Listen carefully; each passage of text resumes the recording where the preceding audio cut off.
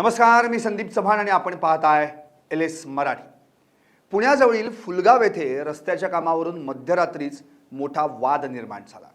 शैक्षणिक संस्थेच्या जागेतून विनापरवानगी सिमेंट काँक्रिटीकरण सुरू केल्याचा आरोप करत माजी आमदार दीपक पायगुडे यांनी थेट सुरू असलेल्या सिमेंट काँक्रीटमध्येच बसून आंदोलन छेडलं। रात्री 12च्या सुमारास रस्त्याचं काम सुरू झाल्याची माहिती मिळताच पायगुडे घटनास्थळी दाखल झाले आणि 12:30 वाजता त्यांनी सिमेंटमध्ये बसूनच आंदोलन सुरू केलं।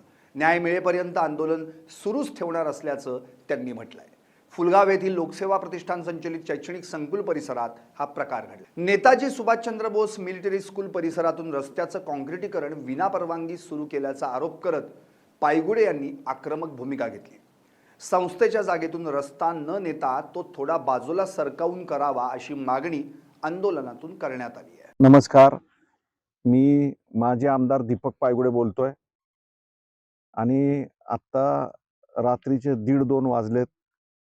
इथं फार मच्छर चावतायत, पण मला इथं आंदोलन करायची वेळ आलेली आहे। ती वेळ एवढ्यासाठी आहे की मी 1999 साली इथं सैनिकी शाळा सुरू केली आणि इथं आमचं क्रिकेटचं ग्राउंड आहे आणि त्या ग्राउंडची जी जागा आहे ती कमी होऊन भविष्यात आंतरराष्ट्रीय सामने होणार नाहीयेत, म्हणून इथनं आमच्या जागेतनं जो रस्ता चाललेलं काम होतं त्या संदर्भात इथली ग्रामपंचायत, कलेक्टर, जिल्हा परिषद, पोलीस प्रशासन या सगळ्यांना मी कळवलं। इथल्या संबंधित आमदारांनाही कळवलं की बाबा शाळेचं नुकसान होऊ देऊ नका, विद्यार्थ्यांचं नुकसान होऊ देऊ नका।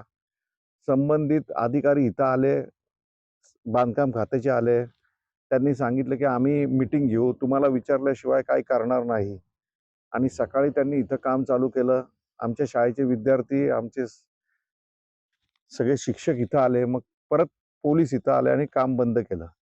पोलीस अधिकाऱ्यांनी पण ग्रामपंचायतच्या इथल्या प्रशासकांना सांगितलं, ते म्हणले नाही नाही आम्ही काम करणार नाही आणि आज रात्री परत त्यांनी काम चालू केलं। मी स्वतः 10 वर्ष आमदार, 5 वर्ष नगरसेवक, 35-40 वर्ष झोकून दिलंय समाजासाठी आणि आज मला या रात्रीचं इथं बसायला वेळ भाग पाडते। म्हणजे माझ्यासारख्याची जर ही अवस्था होत असेल तर सर्वसामान्य माणसाने कुठं अर्धा गुंठा, 1 गुंठा किंवा 2 गुंठे जागा घेतली असेल तर त्याला कोण न्याय देणार, कसं होणार? तर मला या व्हिडिओच्या माध्यमातून शासनाला आणि समाजाला कळकळीची विनंती आहे की बाबा आपण जर सगळ्यांनी जर विरोध केला नाही तर भविष्यात काय वाढून ठेवतील हे सांगता येणार नाही। मी तुम्हाला एवढं सांगतो की जोपर्यंत हा विषय मार्गी लागणार नाही तोपर्यंत मी माझं आंदोलन असंच चालू ठेवणार आहे। मात्र या आंदोलनावर स्थानिक ग्रामस्थांनी तीव्र आक्षेप घेत प्रश्नचिन्ह उपस्थित केलेत। जवळपास 28 वर्षांपूर्वी फुलगाव ग्रामपंचायतीच्या गायरान क्षेत्रातील जमीन संस्थेला देताना मधोमध असलेला सार्वजनिक वापराचा रस्ता एका बाजूला काढून देण्यात आला होता। त्यानंतर या रस्त्यावर जिल्हा परिषद सदस्य तसेच आमदारांच्या निधीतून 2 वेळा कामं झाली असून यापूर्वी डांबरीकरण देखील झालंय। त्यामुळे इतकी वर्षे हा रस्ता वापरत असताना आता अचानक आक्षेप का घेतला जातोय असा सवाल ग्रामस्थांकडून उपस्थित केला जातोय। 28 वर्षे गप्प का होता असा थेट प्रश्नही काही ग्रामस्थांनी उपस्थित केला आहे। आम्ही थोड्या वेळापूर्वी त्यांची भेट घेतली। रात्री 2:30 वाजल्यापासून ते उपोषणाला किंवा आंदोलनाला बसलेले आहेत। वास्तविक आंदोलनाला बसायची आवश्यकता नव्हती असं मला तरी वाटतंय।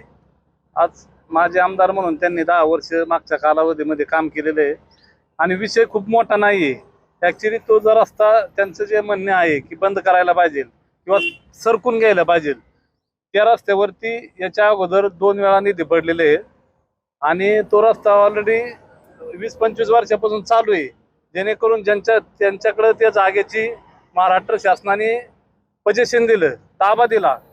तो ताबा दिल्यापासून एका कडेने ग्रामस्थांची सोय व्हावा म्हणून त्यांनी तो रस्ता एका साईडने काढून दिलेला आहे आणि त्याच रस्त्यासाठी आता ते अडवणूक करतायत किंवा त्यांचं म्हणणं आहे की तो जागा बदलून घ्यावा, थोडी सरकून घ्यावा असं त्यांचं म्हणणं आहे। पण ते आवश्यकता नाही किंवा सामंजस्याने मार्ग काढायला पाहिजे असं आम्हाला वाटतं सगळ्या ग्रामस्थांना। गावाला सोडून गावाचा रस्ता बंद होत असेल तर आम्ही जायचं कुठून गावानं आजपर्यंत संस्थेच्या अनेक अडचणी सहन केल्या आहेत. तुम्ही जर वेगळ्या दिशेने जात असाल तर आम्हालाही वेगळा विचार करावा लागेल, असा इशारा जिल्हा परिषद सदस्य किरण साकोरे यांनी दिला आहे. माझं म्हणणं असं 99ला जर यांना गव्हर्नमेंटने अलॉटमेंट केली त्यावेळेस तुम्ही पूर्ण जागेचं पोझिशन घ्यायला पाहिजे होतं. आज तुम्ही म्हणता तिकडे आहे, ठीक आहे, त्यावेळेस तुम्ही मोजणी करायला पाहिजे होती, पोझिशन घ्यायला पाहिजे होतं, किंवा तुमचे बाउंड्री फायनल करून घ्यायला पाहिजे होत्या. 4 निधी पडल्यात माझ्या माहितीनुसार, यांच्या माहितीनुसार 2च आहे. प्रथमतः रामभाऊ दाभाडे जिल्हा परिषदेचे झाले त्यावेळेस त्यांचा निधी पाहिला, त्याच्यानंतर अशोक बापू असतील, त्याच्यानंतर ग्राम निधी पडला, त्याच्यानंतर आता माऊली आबांचा निधी पडला. आणि ऑन रेकॉर्ड याची नोंद त्या दिवसापासून आहे की ज्यावेळेस पहिला निधी पडला तेव्हापासून. मग त्यावेळेस त्यांनी बंद नाही केला. त्याच्यानंतरच्या कालखंडामध्ये दुसरा निधी पडला तेव्हा त्यांना वाटलं नाही की आपली तिकडे सरकावर असता. त्याच्यानंतर चौथा निधी पडला तेव्हा वाटलं नाही त्यांना तिकडे सरकावं. आता ह्याच निधीला काय वाटलं त्यांना तिकडे रस्ता सरकावा एवढ्या दिवसांनी. 99 पासून तर आज 28 वर्ष झाले. 28 वर्षात त्यांना वाटलं नाही की आपली जागा तिकडे आपण ती पोझिशन मध्ये घ्यावं, म्हणून का नाही वाटलं, आजच का वाटलं, असा माझा प्रश्न आहे त्यांना. हा रस्ता परिसरातील अनेक शेतकऱ्यांसाठी शेतात जाण्यासाठी एकमेव मार्ग असल्याचंही ग्रामस्थांचं म्हणणं आहे. त्यामुळे रस्ता बंद करण्याचा किंवा त्यावर अडथळा आणण्याचा प्रयत्न केल्यास शेतकऱ्यांचं मोठं नुकसान होईल, अशी भावना ग्रामस्थांनी व्यक्त केली आहे. आम्ही लोकप्रतिनिधी म्हणून या ठिकाणी आज तुमच्या समोर आहोत. हा प्रश्न रस्त्याचा आहे आणि रस्ता कोणा एकाच दोघांसाठी नसतो, रस्ता हा समाजासाठी असतो. आणि समाजाचं काम तुम्ही करत असताना समाजाचा रस्ता आंदोलनाच्या माध्यमातून अडवणं, मला असं वाटतं की आज थोडंसं ते चुकीचं आहे. आम्हाला त्याची निश्चितपणानं थोडंसं खेद व्यक्त करतो की आमचे मार्गदर्शक आदरणीय पायगुडे साहेब यांना या मार्गापर्यंत यायला लागणं, आम्हाला चर्चेतून मार्ग सोडवणं अपेक्षित होतं. निश्चितपणानं आपण त्याच्यातून मार्ग काढला असता, भले त्यांनी सांगितलेल्या सूचनेचं आम्ही पालन केलं असतं, परंतु आम्ही त्यांचे त्या ठिकाणी मार्गदर्शक आम्ही मानतो, आम्ही त्यांचे कार्यकर्ते आहोत. आणि या माध्यमातून त्यांनी ह्या आंदोलनाला त्या ठिकाणी मूर्त स्वरूप आणलं. ग्रामस्थ म्हणून तो रस्ता चालू करणं हे आमच्या सर्वांचं त्या ठिकाणी निश्चितपणानं क्रमप्राप्त ध्येय आहे की हा रस्ता सर्वांच्या सेवेसाठी चालू करणं.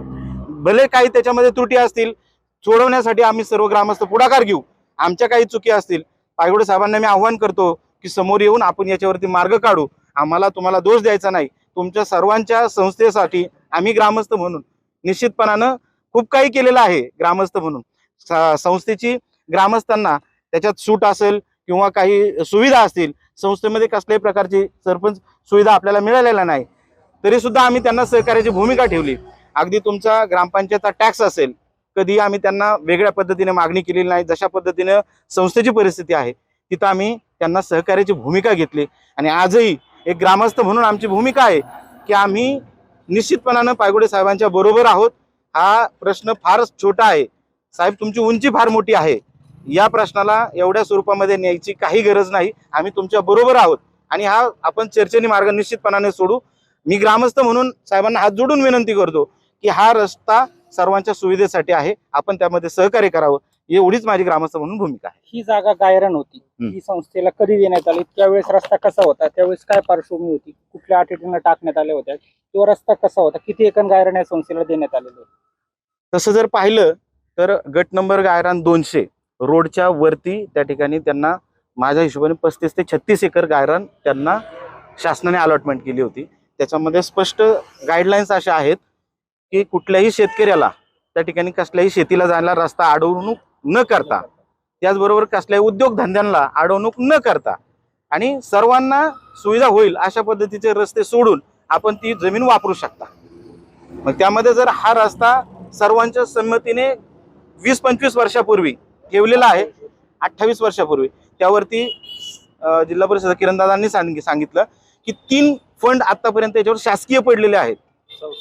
आता हा चौथा आपल्या शिरूर हवेलीच्या विद्यमान आमदार आदरणीय माऊली आबा कटके यांच्या शासकीय फंडातून हा रोड कॉन्क्रिटीकरण आपण करत आहोत.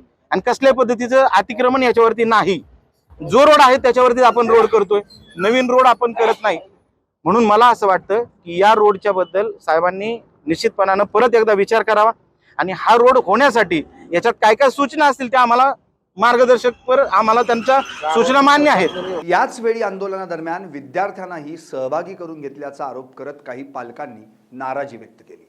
एका पालकानं आपल्या मुलाला ताप असल्याचं सांगत विद्यार्थ्यांना आंदोलनात सहभागी करून घेणं योग्य नसल्याची प्रतिक्रिया दिली आहे. तो पायगुडे साहेबांनी काल काय केलेलं आहे, छोटी छोटी मुलं शाळेतली आणून इथं आंदोलनाला बसवली. त्यात माझा बी मुलगा होता. रात्री त्याला ताप आला घरी गेल्याच्या नंतर. पायगुडे साहेबांनी मुलांना आणून आंदोलनाला बसवणे हे कितपत योग्य आहे? स्वतः आमदार आहेत आणि मुलांना पुढे करतात, शिक्षकांना पुढे करतात. शिक्षक आज 10-10 हजाराच्या पगारावरती नोकरी करतात. त्यांना फुलगावचा इतिहास माहिती नाही. ही जमीन कशी अलाउड झाली, काय झालं, हे गावचं गायरान आहे, पायगुडे साहेबांचा स्वतःचा सातबारा आहे, हे शिक्षक लोकांना माहित नाहीये. स्वतः शिक्षक लोक इथं येऊन आरेगिरीची भाषा करतात. दुसरी गोष्ट म्हणजे शाळा म्हणून आमची कायम भूमिका ग्रामस्थांची असेल किंवा गावची असेल, ग्रामपंचायतीची असेल, की शाळेला भूमिका ही योग्यच राहिलेली. या संपूर्ण प्रकारामुळे फुलगाव ग्रामस्थ दीपक पायगुडे यांच्यामध्ये रस्त्यासाठी संघर्ष निर्माण झाला आहे. प्रशासनानं या प्रकरणात तातडीनं हस्तक्षेप करून तोडगा काढावा अशी मागणी होत आहे. सचिन धुमाळ, LS मराठी, पुणे.